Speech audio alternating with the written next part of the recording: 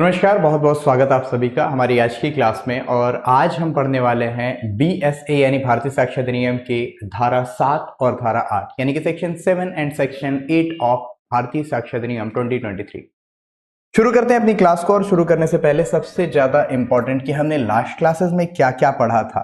तो last class में हमने सेक्शन 4 और 5 सेक्शन 5 और 6 को कवर किया था। इससे पहले हमने सेक्शन 3 और 4 को कवर किया था। यानी कि रेलेवेंसी ऑफ फैक्ट, यानी कि अगर हम चैप्टर 2 की बात करें, चैप्टर 2 ऑफ भारतीय साक्षरता अधिनियम 2023, तो इसमें हमें बहुत ज्यादा इंपॉर्टेंट अगर फैक्टर देखना है तो इसमें हमें क्या मिल जाता है, चैप्टर 2 में मिल जाता है कि इसमें जो फैक्ट्स रेलेवेंट होंगे उनके बारे में बातें की गई है। यानी कि रेलेवेंसी ऑफ फैक्ट्स के बारे में बातें की गई है कि कौन कौन से फैक्ट्स जो हैं वो सुसंगत होंगे। और इन सुसंगत तथ्यों में सबसे पहले सेक्शन 3 हमारे सामने आकर के ये बताता है कि कौन कौन से तथ्य, दो तरह के तथ्य, एक तथ्य जिन्हें हम फैक्ट इन इश्यू बोल रहे हैं यानी कि विवादित तथ्य, और दूसरा रेलेवेंट फैक्ट यानी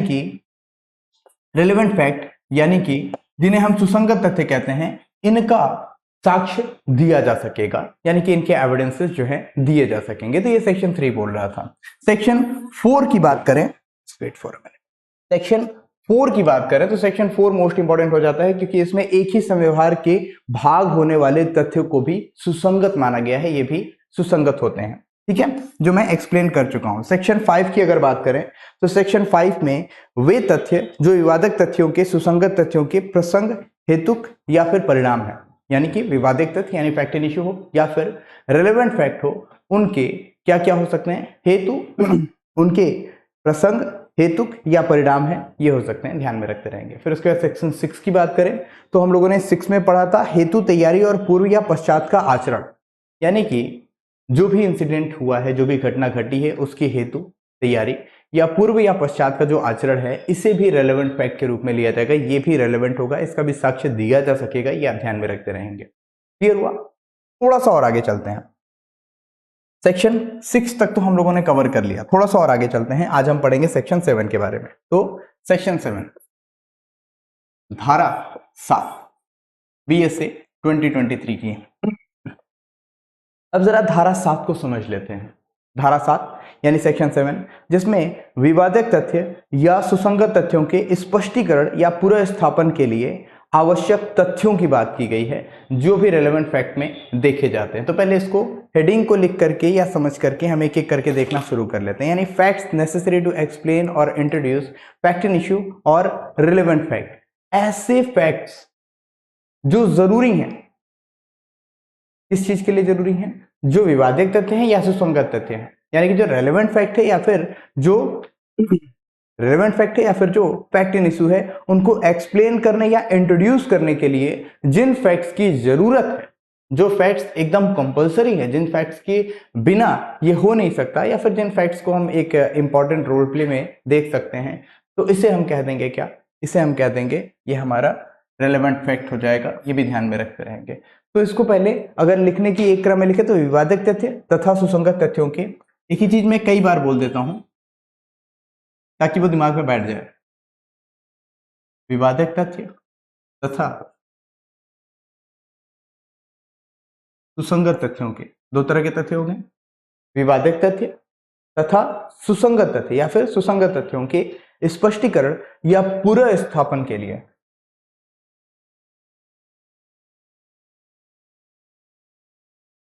स्पष्टीकरण या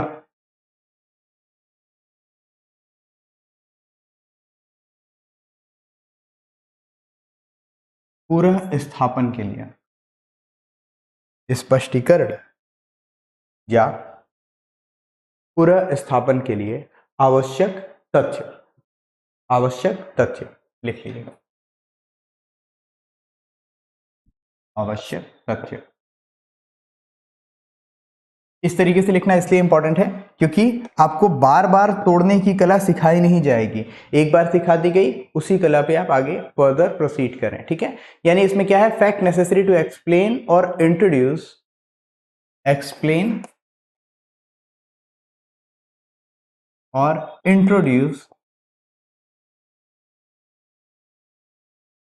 फैक्ट इन इश्यू और रेलेवेंट फैक्ट। ठीक है, इतना क्लियर हो रहा होगा, इतना बहुत अच्छे से क्लियर हो रहा होगा कि दो तरह के फैक्ट्स को, जो भी फैक्ट्स स्पष्ट करें या फिर इंट्रोड्यूस करें, उनको भी हम रेलेवेंट, उनकी भी रेलेवेंसी होगी, उनका भी साक्ष्य दिया जा सकेगा। चलिए इसको और ज्यादा डिटेल में देखते हैं। तो इसको अगर हम बेरेक्ट से पढ़ें या फिर और सिंपल लैंग्वेज में पढ़ें तो हम कहेंगे वे तथ्य, जो विवादित तथ्य, वही सारी चीजें बार बार दोहराई गई हैं। तो आप चाहें तो बेरेक्ट से भी लिख सकते हैं, जो मैं बोल रहा हूं उसको लिख भी लेंगे तो ज्यादा बेटर होगा कि वे तथ्य, पहली लाइन में वे तथ्य, तोड़ते हुए चलेंगे, वे तथ्य। अब थोड़ा और आगे चलें, ठीक है, अब दूसरी लाइन में या फिर दूसरा इस तरीके से लाइन बना लीजिएगा, जो विवादित तथ्य या सुसंगत तथ्य के स्पष्टीकरण या पूरा स्थापन के लिए आवश्यक है। जो विवादित तथ्य या सुसंगत तथ्य के, सुसंगत तथ्यों के स्पष्टीकरण, ऐसे लिख देना है, स्पष्टीकरण या फिर पूरा स्थापन, स्पष्टीकरण या पूरा स्थापन के लिए आवश्यक है, के लिए आवश्यक है, या अब अगली लाइन से फिर से, जो किसी विवादित तथ्य या सुसंगत तथ्य के, जो किसी विवादित तथ्य या सुसंगत तथ्य द्वारा सुझाए गए अनुमान का, सुझाए गए अनुमान का समर्थन या खंडन करते हैं। अगली लाइन में क्या था, वे तथ्य, ऐसे तथ्यों की बात हो रही है जो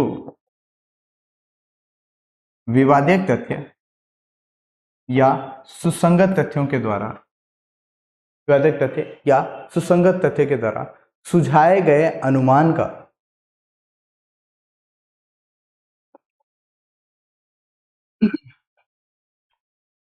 सुझाए गए अनुमान का, ध्यान रखिएगा, समर्थन या खंडन करते हैं। तो समर्थन करेंगे या तो खंडन करेंगे, ठीक है, समर्थन या खंडन करते हैं, या जो किसी वस्तु या व्यक्ति की, जो, अभी एक एक करके सबको समराइज करेंगे, जो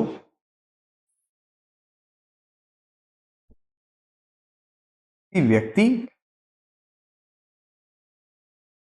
या वस्तु की, व्यक्ति या वस्तु की जिसकी पहचान सुसंगत है, जिसकी पहचान सुसंगत है, सुसंगत का मतलब समझ लीजिएगा कि जिसको पहचानना जरूरी है, नहीं तो मर्डर हुआ कमरे में और बाहर पान वाले ठेले वाले भैया को पहचानवा रहे हैं बुला करके, यही था उस बिल्डिंग के सामने, देख लीजिएगा। तो जो रेलेवेंट है उसी रेलेवेंट फैक्ट्स को ही हम ध्यान में रखेंगे, ठीक है। जो रेलेवेंट व्यक्ति है, जिसकी पहचान की जानी है, उस व्यक्ति को पहचानना, जिसकी पहचान सुसंगत है, पहचान स्थापित करते हैं या पहचान को स्थापित करते हैं, या स्थापित करते हैं, या वह समय या स्थान नियत करते हैं, वह समय या स्थान नियत करते हैं। अगर ये मकड़ी का जाल बनाने आपको आ गया तो फिर उसके बाद सारा खेल ही खत्म है, उसके बाद बहुत ज़्यादा मेहनत करनी ही नहीं है आप पे, बड़े आराम से सारी चीज़ें क्लियर होती चली जाएंगी, ठीक है। व्यक्ति क्या हो गया था, वह समय या स्थान नियत करते हैं, जब या जहां, जब, जब किसके लिए, समय के लिए, और जहां किसके लिए, स्थान के लिए। जब या जहां, जब या जहां कोई विवादित तथ्य या सुसंगत तथ्य घटित हुआ है, जब या जहां कोई विवादित तथ्य या सुसंगत तथ्य घटित हुआ है, घटित हुआ है। ओके, चलिए, तो कुल मिलाजुला करके इसमें बोला क्या गया है जरा ध्यान में रखते रहिएगा। अब बात की जा रही है कि ऐसे विवादक तथ्य या सुसंगत तथ्यों के, ठीक है। अब ऐसा कोई तथ्य है जो विवादक तथ्यों और सुसंगत तथ्यों के स्पष्टीकरण या पूरा स्थापन को एक तरीके से आवश्यक तथ्य के रूप में सामने रखता है, उसे हम क्या रख रहे हैं, उसे हम रिलेवेंट फैक्ट मान रहे हैं। और इस सिंपल से कहते हैं तो विवादक तथ्य या सुसंगत तथ्यों के स्पष्टीकरण या जो उनके पूरा स्थापन है, ठीक है, उसके लिए जो आवश्यक तथ्य हैं इन्हें भी रेलेवेंट फैक्ट के रूप में देखा गया। कई बार बोलने की वजह से दिमाग में बैठ गया। अब थोड़ा सा और आगे चलते हैं, इसी चीज को और डिफाइन किया है कि वे तथ्य जो फैक्ट एंड इश्यू या रेलेवेंट फैक्ट के एक्सप्लेनेशन या फिर इंट्रोडक्शन में काम आते हैं, उन तथ्यों को भी रेलेवेंट माना जाएगा। वही चीज दोहरा दी गई, फिर से कहा जा रहा है, यानी कि वे तथ्य जो फैक्ट एंड इश्यू या रेलेवेंट फैक्ट के द्वारा सुझाए गए अनुमान का समर्थन करते हैं या फिर खंडन करते हैं। यानी कि मान लेते हैं ए ने बी की हत्या कर दी, ए ने बी की हत्या, हर बात में हत्या होगी, चलिए इस बार थप्पड़ मार देते हैं। ए ने बी को थप्पड़ मारा, अब ए ने बी को थप्पड़ मारा, अब इस बात के लिए कोई व्यक्ति आकर के समर्थन या खंडन करता है, एक तो ये बात हो गई। या फिर और सिंपल सी बात, मान लेते हैं पब्लिक में किसी एक व्यक्ति ने गोली से फायरिंग कर दी, बंदूक से फायरिंग कर दी और फायरिंग करके वो फरार हो गया। अब लोगों का कहना है कि यहां पर किस व्यक्ति ने फायरिंग की थी, या फिर उस फायरिंग से किसी की अगर डेथ भी हो गई तो भी अब फायरिंग किसने की थी, सीसीटीवी फुटेज वगैरह है नहीं, तो उस व्यक्ति की पहचान करनी होगी। उस व्यक्ति की पहचान के लिए वहां कुछ बच्चे थे, उन बच्चों को बुलाया गया और उन बच्चों को बुला करके कहा गया कुछ अपराधियों को पकड़ करके कि इनकी पहचान कीजिए, जिन्हें हम शिनाख्त परेड के रूप में जानते हैं, ठीक है, टेस्ट आइडेंटिफिकेशन परेड के रूप में जानते हैं। तो कुछ अपराधियों को खड़ा कर दिया गया, बच्चों से कहा गया इसमें से पहचानिए कौन था इसमें से।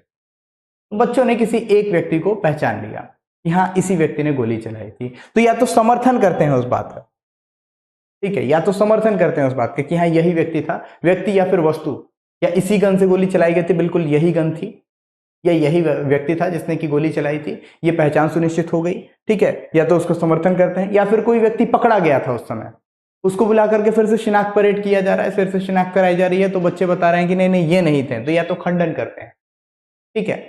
और आगे चलें तो जिससे व्यक्ति या वस्तु की पहचान, जो सुसंगत व्यक्ति या सुसंगत वस्तु है, यानी कि जो गोली चलाया था, यानी कि जिसने वहां पे पब्लिक में फायरिंग की थी, उसी व्यक्ति से रिलेटेड जो सुसंगत व्यक्ति होंगे उनकी पहचान स्थापित करता हो, या समय या स्थान नियत करते हुए, यानी कि जिस समय में किस समय में गोली चली थी, किस समय में ये सारी चीजें हुई थी, तो उन लोगों को बुलाया जाएगा जो उस समय उन सारी चीजों से सामने थे या उन सारी चीजों को सुन रहे थे, या सीसीटीवी फुटेज वगैरह ऐसी चीजों को लाया जाएगा जो स्थान को और समय को सुनिश्चित करता हो। तो उन सारी चीजों को बुला करके फिर उसके बाद देखेंगे fact and issue relevant fact जो घटित हुआ था वो किस तरीके से इंपॉर्टेंट हो जाता है। तो ये क्लियर हुआ, ठीक। चलिए और ज्यादा क्लियर अभी थोड़ी देर में और हो जाएगा जब आगे की चीजों को हम पढ़ना शुरू करेंगे, यानी कि शिनाख्त परेड यानी टेस्ट आइडेंटिफिकेशन परेड, इसे आप चाहें तो लिख सकते हैं, ठीक है। लिखने का तरीका यही रखिएगा, आगे की चीजों को हम थोड़ा सा यहाँ पे एक्सप्लेन करने वाले हैं। तो देखिएगा यहां आपके सामने टेस्ट आइडेंटिफिकेशन परेड, ये परेड होगा, या फिर टीआई परेड के रूप में हम इसे पढ़ेंगे, जिसे हम शिनाख्त परेड भी लिखते हैं। तो आप एक हेडिंग चाहें तो इसको शिनाख्त परेड लिख सकते हैं, शिनाख्त परेड, या टेस्ट आइडेंटिफिकेशन परेड बोल सकते हैं। तो जरा देखिएगा, जिसका मैंने अभी तक एग्जांपल दिया वो आपके सामने लिखित रूप में आ गया, लिख करके ज्यादा सही तरीके से आपको समझ में आ जाएंगी चीजें, इसलिए मैंने सामने लिखा हुआ लाना ज्यादा बेहतर समझा। एक पीले कलर के वो उड़ने वाला जो हड्डा होता है वो दिखाई दे रहा है, इसी वजह से मुझे लगता है इसका घर है कहीं पे। चलिए खैर आगे देखते हैं, टेस्ट आइडेंटिफिकेशन परेड की बात करेंगे। टीआई परेड का साक्ष्य की धारा, साक्ष्य अधिनियम जो है हमारा, यानी भारतीय साक्ष्य अधिनियम 2023 है, तो धारा 7 के अधीन ग्राह्य है। ग्राह्य है मतलब एडमिसिबल है, एडमिसिबल है मतलब रेलेवेंट होगा तभी तो एडमिसिबल है। तो ये किस तरीके से एडमिसिबल है, यह मौलिक साक्ष्य नहीं है, फंडामेंटल नहीं मान रहे हैं इसको, ठीक है, इसको फंडामेंटल साक्ष्य के रूप में नहीं मान रहे हैं, मौलिक साक्ष्य के रूप में नहीं मान रहे हैं, लेकिन ये सपोर्टिंग एलिमेंट्स के रूप में काम कर सकता है। कैसे, तो इसके आधार पर अभियुक्त की दोष सिद्धि नहीं की जा सकती है, लेकिन हाँ ये एक सपोर्टिंग एलिमेंट में काम करेगा जिससे कि आगे की चीजों तक हम पहुंच सकते हैं। ठीक है, हो सकता है देखने में गलती हो गई हो सकता है किसी व्यक्ति को भ्रम हो गया हो, अगर उसकी पूरी ठोस चीजें मतलब ठोस उसके सबूत नहीं मौजूद हो तो फिर उस पर चीजों को कवर किया जा सकता है। ठीक है, ये कोर्ट में आपके बड़े काम आएगा, किन चीजों पे आप क्रॉस मतलब उसका किस चीजों पे आप एविडेंसेस दे सकते हैं और किन चीजों पे एविडेंस नहीं दे सकते हैं, ये सारी चीजें आपकी क्लियर होती चली जाएंगी। ओके, ये क्या हो गया, मौलिक साक्ष्य नहीं है, इसके आधार पर अभियुक्त की दोष सिद्धि नहीं की जा सकती। ठीक, अब टीआई परेड का तो फिर उद्देश्य क्या है, दोष सिद्धि नहीं की जा सकती तो फिर उद्देश्य क्या है, तो ऐसे अज्ञात व्यक्ति को जिसे साक्षी ने घटना के समय देखा था उसे कई व्यक्तियों के साथ साथ एक लाइन में खड़ा करके बीच में साक्षी को पहचानने की क्षमता के प्रश्न पर उसकी सत्यवादिता को परखता है। ठीक है, अब उसकी सत्यवादिता यानी कि मान लेते हैं कि ए ने बी की जब हत्या की थी तो सी वहां पे मौजूद था और ए और सी दोनों को पकड़ के लाया गया। ए ने बोला था मैं तो उस समय वहां पे था ही नहीं, सी ने बोला मैं भी उस समय वहां पे नहीं था, लेकिन जिन लोगों ने उन सारी घटनाओं को देखा था उन लोगों ने पहचान लिया कि हाँ ए तो वहीं पे था, बाइक से आया, गोली चलाया, चला गया, और सी जो था वो उसके पीछे बाइक पे बैठा हुआ था। तो जब आप दोनों लोग थे ही नहीं तो फिर यहाँ पे इन लोगों ने आपको देखा कैसे, और यहीं पे उनकी बातें जब गलत होती हैं तो फिर उनके ऊपर भी शक की सुई जाती है और चीजें आगे बढ़ती हैं। खैर, इसको बड़े सिंपल तरीके से समझेंगे, बड़े आराम से समझेंगे इसको। तो सत्यवादिता को परखने के लिए यहाँ पे चीजों को रखा जाता है। ठीक है, पीछे हम लोगों ने और भी बहुत सारी चीजों को पढ़ा था। ठीक जैसे अभी आगे आप लोग पढ़ेंगे भी, फाल्सस इन न्यूनो फाल्सस इन ओमनिबस। ठीक है, तो उन सब चीजों को भी यहाँ पे आप अप्लाई करते हुए चल सकते हैं, क्योंकि कानून एक मकड़ जाल है।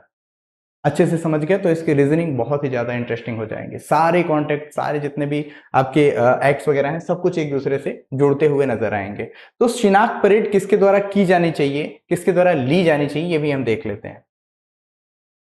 मैं इतना कहना चाहूंगा, अगर आप लोग नोट्स बना रहे हैं तो बहुत अच्छी बात है, अगर नोट्स नहीं बना रहे हैं तो फिर इसकी स्क्रीनशॉट्स ले करके आप चाहें तो लिख सकते हैं। कुछ चीजें जो मैं बोलते भी चला जाता हूं, या फिर जो मैंने अभी ग्राफ बनाया था, डायग्राम बनाया था, वो जरूर आप लोग बना लेंगे। क्योंकि कुछ लोगों को मैंने देखा, कुछ स्टूडेंट्स के मैंने रूम पे जब विजिट किया तो मुझे ये देखने को मिला कि उन लोगों ने अच्छे अच्छे पूरे पूरे नोट्स बना करके दीवार पे खूब सारे नोट्स चिपका दिए हैं। ये नोट्स आपके काम नहीं आएंगे। अगर आपको दीवार पे चिपकाना है तो फिर आप कॉपी में ही रखे रहिए इस तरह के नोट्स को, शॉर्ट नोट्स आप कॉपी में ही रखे रहिए। दीवारों पे शॉर्ट नोट्स नहीं चिपकाते हैं, दीवारों पे सिनॉप्सिस चिपकाते हैं। आपने गजनी मूवी देखी है, उसमें दीवार पे क्या करता है, वो पूरे सिनॉप्सिस लगाया रहता है, भूल जाता है ना याद करने के लिए। तो दीवार पे अगर पूरी कहानी लिखेगा तो फिर तो उसकी दीवार ही कम पड़ जाएगी। तो दीवार को कम नहीं पढ़ने देना है, दिमाग को सिर्फ और सिर्फ हिंट देना है कि दीवार पे क्या लिखा हुआ है। तो वहां पे सिर्फ आप ये सिनॉप्टिकल मैप अगर बना देंगे तो उससे आपका जगह, स्पेस भी बचेगा और आपके माइंड की जो रीजनिंग कैपेबिलिटी है वो भी बढ़ेगी। और इसीलिए मैं सिनॉप्टिकल जो वे है टीचिंग का, उस पर मैं ज्यादा फोर्स करता हूं। ठीक है, चलिए यहां एक केस है, रामकिशन वर्सेस बंबई प्रदेश, AIR 1953। देखिए, बंबई उस समय एक प्रदेश के रूप में था, क्योंकि बंबई और गुजरात ये आपका 1 मई 1960 को अलग अलग होते हैं और एक इंडिपेंडेंट, यानी कि इंडिपेंडेंट नहीं बोल सकते हैं, एक सेपरेट स्टेट के रूप में हमारे सामने आते हैं 1960 में। ठीक है, ध्यान में रखते रहिएगा। 1953 की बात की जाए तो एक GS का फैक्ट है कि 1 अक्टूबर 1953 को भाषाई आधार पर पहला एक राज्य गठित हुआ था जिसे हम आंध्र प्रदेश के रूप में जानते हैं।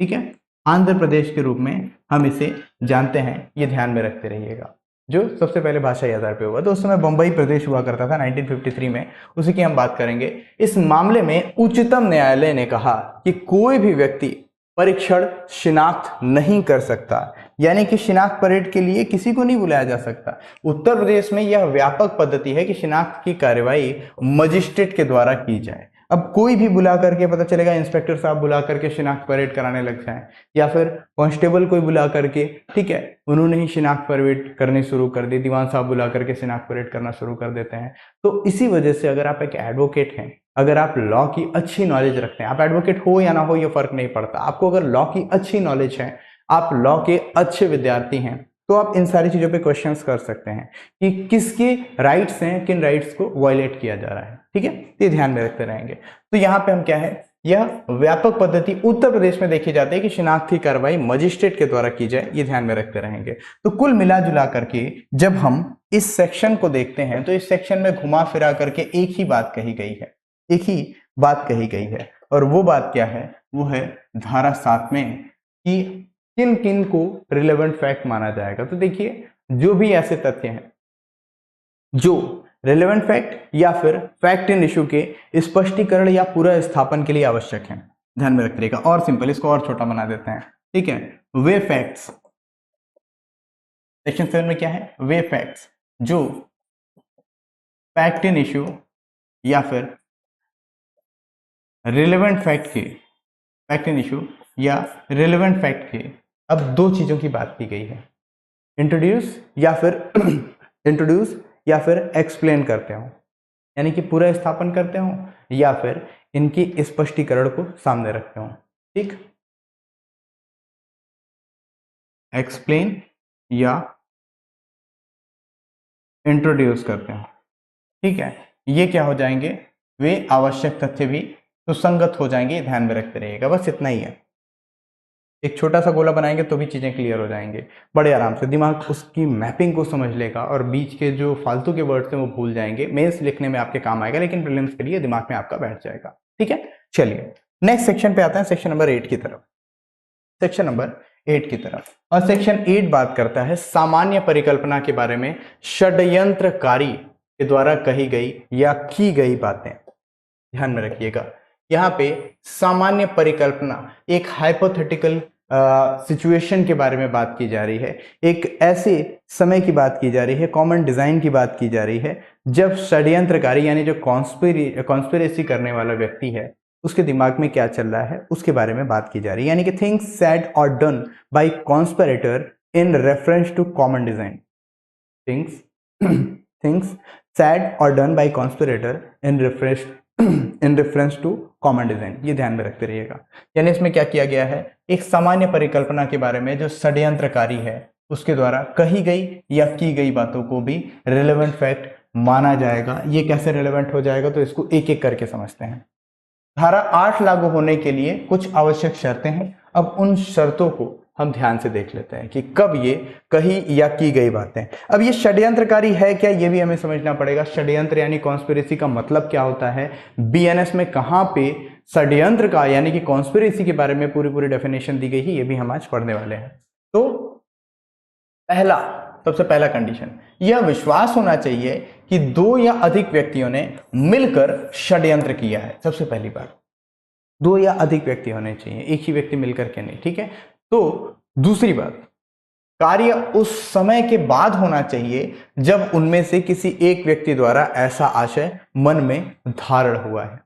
ठीक है, पहले मन में ऐसी चीजें सोच ली गई हैं, एक हाइपोथेटिकल सिनेरियो बना करके पहले समझ लिया गया है कि ऐसा कुछ करना है, इस तरीके से करना है, यानी कॉन्स्पिरेसी पहले ही बिल्ड हो चुकी है। और उसके बाद क्या किया जा रहा है, उसके बाद ऐसी चीजों को अंजाम दिया जा रहा है। ऐसा नहीं कि घटना हो चुकी थी उसके बाद में सोच रहा है तो वो कॉन्स्पिरेसी नहीं है, या फिर सोच लिया और ऐसा किया भी नहीं तो भी वो कॉन्स्पिरेसी नहीं मानी जाएगी। ठीक है, एक्ट मस्ट बी डन, उसके बाद में जाकर के इन सारी चीजों की इंपॉर्टेंस बढ़ जाएगी। फिर उसके बाद पॉइंट नंबर 3 है कि कार्य का संबंध उनके सामान्य आशय से होना चाहिए, सामान्य आशय से होना चाहिए। अब 3 चीजों को ध्यान में रखते रहिएगा। सबसे पहले विश्वास होना चाहिए कि 2 या अधिक व्यक्तियों ने मिलकर के षड्यंत्र किया। दूसरी चीज, कार्य करने से पहले इस तरीके का षड्यंत्र जो है दिमाग में आना चाहिए, ऐसा आशय आना चाहिए। और तीसरा, कार्य का संबंध उनके सामान्य आशय से होना चाहिए, उनका जो कॉमन इंटेंशन था, वो जो चाहते थे उनके आशय के हिसाब से, ठीक है, सामान्य आशय से होना चाहिए। सभी एक ही आशय, मतलब सबका भी एक ही इच्छा थी, ये ध्यान में रखते रहेंगे। ठीक है,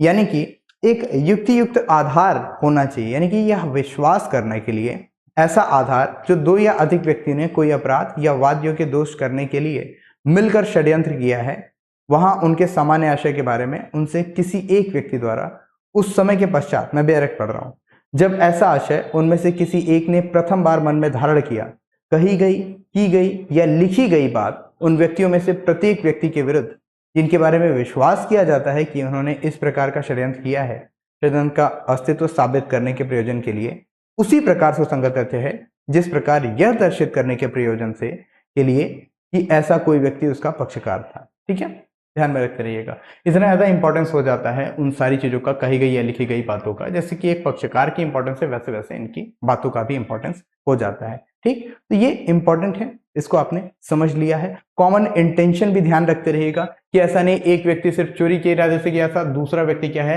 लूट क्या बोलते हैं मर्डर करने के इरादे से गया था। कॉमन इंटेंशन होना चाहिए, ध्यान में रखते रहेंगे। कॉन्स्पिरेसी जब भी बिल्ड होती है तो उनमें एक कॉमन इंटेंशन बहुत इंपॉर्टेंट हो जाता है। ठीक है, चलिए अब इसको थोड़ा और क्लियरली समझते हैं एक केस के द्वारा। ये केस है केहर सिंह बनाम स्टेट ऑफ दिल्ली एडमिनिस्ट्रेशन। ठीक है, और ये ध्यान में रखते रहेंगे, ये हो जाएगा आपका तथ्य। एक अभियुक्त के संबंध में इस धारा को लागू करने से इनकार किया गया। ठीक है, क्योंकि उसके साथ हत्या के लिए किए गए किसी षड्यंत्र का और उसमें संबंधित होने का जो साक्ष्य पेश किया गया था वह षड्यंत्र की प्राइमा फेसाई जो एविडेंसेस दिए गए थे उस रूप में पर्याप्त नहीं था। प्राइमा फेसाई प्रथम दृष्टया जो प्रूफ दिया गया, जो सबूत दिया गया था कि यह व्यक्ति इस षड्यंत्र में शामिल था, वो पर्याप्त नहीं था। तो उसको वहीं पे डिनाई कर दिया गया। ठीक है, यानी कि यह व्यक्ति उस कॉन्स्पिरेसी से, उस हत्या से रिलेटेड जो भी कॉन्स्पिरेसी हुई थी, जो भी षड्यंत्र हुआ था उससे रिलेटेड नहीं है। ऐसा कहां पे कहा गया? Kehar Singh versus state of Delhi administration. इसे आप लिख सकते हैं, आपके लिए इंपॉर्टेंट हो जाएगा। अब जरा षड्यंत्र को देख लेते हैं, ये कभी से कॉन्स्पिरेसी की जा रही है, ये षड्यंत्र कहां से रिलेटेड है? तो बीएनएस 2023 का सेक्शन 61 सबसेक्शन 1 एंड 2, ये आप ध्यान में रखते रहेंगे।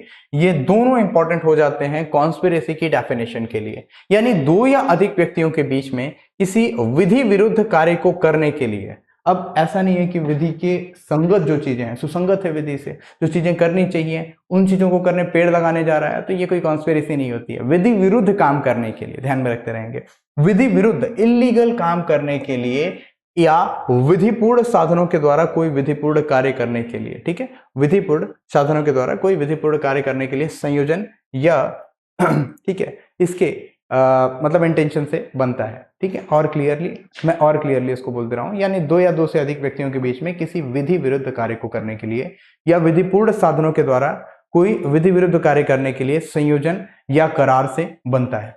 संयोजन या करार से बनता है, ये करार है, संयोजन या करार से बनता है। ठीक है, करार का मतलब वही एग्रीमेंट की बात की जा रही है, सॉरी कॉन्ट्रैक्ट की बात की जा रही है, ध्यान में रखते रहेंगे। ठीक है, तो कॉन्स्पिरेसी की डेफिनेशन तो आपने यहाँ पे देख ली बीएनएस की, इसे भी आपने लगभग समझ लिया सारी चीजों को। सेक्शन 7 में बेसिकली दिया क्या हुआ है, सेक्शन 8 में बेसिकली दिया क्या हुआ है। तो आज हमने दो सेक्शंस को कवर किया, और इन दो सेक्शंस को हम अगर बहुत ज्यादा डिटेल में देखें, बहुत ज्यादा सिंपली देखें, तो बहुत ज्यादा मैं नहीं पढ़ा रहा हूँ, थोड़ा थोड़ा करके धीरे धीरे बिल्डिंग बनाइए और सारी बिल्डिंग्स आपकी बनती चली जाएंगी। ठीक है, इसका एक इलस्ट्रेशन है जो हम लोग एक बार पढ़ लेंगे तो चीजें और क्लियर हो जाएंगी। खैर, सेक्शन 7 में हमने देखा विवादित तथ्य या सुसंगत तथ्यों के स्पष्टीकरण या पूरे स्थापन के लिए कौन कौन से आवश्यक तथ्य हैं, उन आवश्यक तथ्यों को भी रेलेवेंट माना जाएगा, ये ध्यान में रखते रहेंगे। और सेक्शन 8 में सामान्य परिकल्पना के बारे में षड्यंत्रकारी द्वारा कही गई या की गई बातें भी रेलेवेंट होती हैं। वो कैसे रेलेवेंट होती हैं उसको हमने अभी अभी देख लिया। ठीक है, अब केहर सिंह बनाम दिल्ली स्टेट का ये केस आप याद रखते रहेंगे। ठीक है, चलिए अब यहाँ पे है, यह विश्वास करने का युक्तियुक्त आधार है कि राज्य के विरुद्ध युद्ध करने के षड्यंत्र में सम्मिलित हुआ। ठीक है, कि ए जो था वो राज्य के विरुद्ध एक षड्यंत्रकारी जो विरोध हो रहा था उस विरोध में शामिल था। ठीक है, एक व्यक्ति था ए, युक्तियुक्त आधार मिल गया, ये स्टेट के अगेंस्ट जो कॉन्स्पिरेसी हो रही थी उस कॉन्स्पिरेसी में शामिल था। इस तरह का षड्यंत्र जो स्टेट के विरुद्ध था, उस स्टेट के विरुद्ध षड्यंत्र में ए शामिल था। क्लियर हुआ? अब थोड़ा और आगे, बी ने उसे षड्यंत्र के प्रयोजन के लिए यूरोप में आयुध उपलब्ध कराए। अब एक व्यक्ति बी है, बी क्या कर रहा है? बी ए को वेपन्स दे रहा है, बी ए को वेपन्स दे रहा है, बहुत ज्यादा मोटा हो गया है। ठीक है, बी क्या कर रहा है? ए को वेपन्स दे रहा है, आयुध प्रदान कर रहा है, वेपन्स दे रहा है। एंड ग ने वैसे ही उद्देश्य से कोलकाता में धन संग्रह किया। और सी क्या कर रहा है? सेम इंटेंशन है। ये क्या कर रहा है, मनी कलेक्शन, मनी कलेक्शन। ए क्या कर रहा है, ए स्टेट के अगेंस्ट कॉन्स्पिरेसी कर रहा है, ठीक है, ए स्टेट के अगेंस्ट कॉन्स्पिरेसी कर रहा है। बी क्या कर रहा है, बी वेपन्स प्रोवाइड कर रहा है, और ये कहां पे है, यूरोप में है। सी क्या कर रहा है, सी कोलकाता में है, सी कोलकाता में, और इसके लिए मनी कलेक्शन कर रहा है, स्टेट के अगेंस्ट ये सारी चीजें हो, इसके लिए मनी कलेक्शन कर रहा है। और इसी तरह से जो डी है वो मुंबई में लोगों को उस षड्यंत्र में सम्मिलित होने के लिए प्रेरित कर रहा है। अब डी क्या कर रहा है, डी है मुंबई में, डी मुंबई में लोगों को प्रेरित कर रहा है, लोगों को मोटिवेट कर रहा है, इसलिए कि ये आकर के इस कॉन्स्पिरेसी में शामिल हो। एबीसीडी देखना, सेम इंटेंशन है, सभी का इंटेंशन क्या है, सभी का इंटेंशन है स्टेट में किसी तरह का एक विरोध करना, एक बड़ा विरोध करना, ठीक है। ऐसे ही ई आ जाते हैं। मिस्टर ई की बात की जाए तो ये आगरा में उस उद्देश्य के पक्ष पोषण में लेख प्रसारित करते हैं। ये आगरा में है, ई आगरा में है, और ये आगरा में क्या करते हैं, ये लेख अपनी राइटिंग से ये लिख करके, कुछ एडिटर्स, कुछ एडिशंस वगैरह लिख करके, कुछ पत्रिकाएं, पत्रिकाएं लिख करके ये अपने प्रकाशित कर रहे हैं कि ऐसा विरोध होना चाहिए। मान लेते हैं हिंदू मुस्लिम दंगाई है, तो ये सभी मिलकर के इस तरीके का काम कर रहे हैं, स्टेट के विरुद्ध कुछ ऐसा विरोध, एक कॉन्स्पिरेसी जो है धीरे धीरे होती चली जा रही है। और फिर जो सी कोलकाता में धन संग्रहित कर रहा था, उसने एफ को दिल्ली में 6 के पास, ठीक है, एफ ने जी के पास सिंगापुर भेज दिया, ठीक है। अब जो व्यक्ति सी था, जो मनी कलेक्शन कर रहा था, उसने क्या किया, उसने एफ के पास ये सारे पैसे भेजे, उसने एफ के पास सारे पैसे भेजे, जो कि दिल्ली में रहता था, जो कि दिल्ली में रहता था, और एफ ने इन पैसों को जी के पास भेज दिया, जी जो सिंगापुर में रहता था, जी को भेज दिया जो कि सिंगापुर में रहता था। इन तथ्यों से उस षड्यंत्र का वृत्तांत देने वाले जो इनके और आगे, अब इनके और आगे एच आ जाएंगे, एच आ जाएंगे, ये इन तथ्यों का क्या कर रहे हैं, वृत्तांत दे रहे हैं, इन तथ्यों के बारे में ये बता रहे हैं, इन तथ्यों का वृत्तांत देने वाले, ठीक है, इन तथ्यों का वृत्तांत देने वाले लिखित पत्र की अंतर्वस्तु में से प्रत्येक षड्यंत्र का अस्तित्व साबित करने के लिए, और उनमें जो ए है उसकी सह अपराधिता शामिल करने के लिए भी जो भी चीजें प्रोवाइड करते हैं, ये सभी चीजें रेलेवेंट है, चाहे वह उन सभी के बारे में अनभिज्ञ रहा हो, तथा चाहे उन्हें करने वाले व्यक्ति के लिए अपरिचित रहे हो, या फिर चाहे उनके षड्यंत्र में सम्मिलित होने से पूर्व या षड्यंत्र से अलग हो जाने के पश्चात घटित हुए कोई इंसिडेंट हो तो भी। यानी कि आप ध्यान में रखते रहिएगा इसमें कौन कौन शामिल हुआ हो।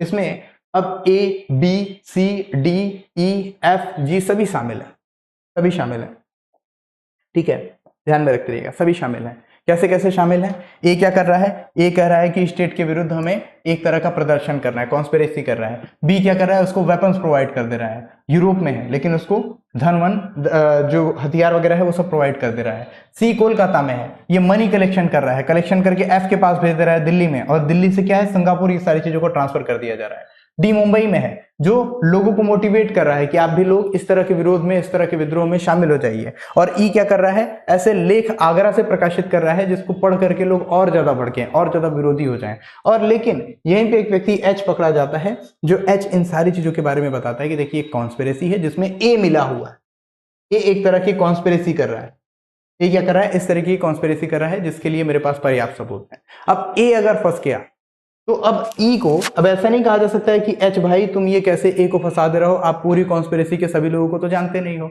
ऐसा नहीं कहा जा सकता। जाने या ना जाने, इंसिडेंट के पहले या बाद, उससे नहीं फर्क पड़ता है। लेकिन अगर एक व्यक्ति को पहचाना गया है, कॉन्स्पिरेसी अगर क्लियर हो जाती है, तो जितने भी कॉन्स्पिरेटर्स हैं वो सभी दोषी होंगे और इसके लिए साक्ष्य दिया जा सकेगा। ये रेलेवेंट भी होगा, ये ध्यान में रखते रहेंगे, ठीक है। एक व्यक्ति को जानते हो तो भी ये रेलेवेंट होगा, ये ध्यान में रखते रहेंगे। ये था इसका इलस्ट्रेशन। चलिए आज के लिए इतना रखते हैं। Thank you so much. जय हिंद, भारत माता की जय। बहुत ही जल्द आपको बड़ी बड़ी क्लासेस भी मिलेंगी, अभी इन क्लासेस से आप चीज़ों को समझना स्टार्ट कीजिए। Okay, thank you so much.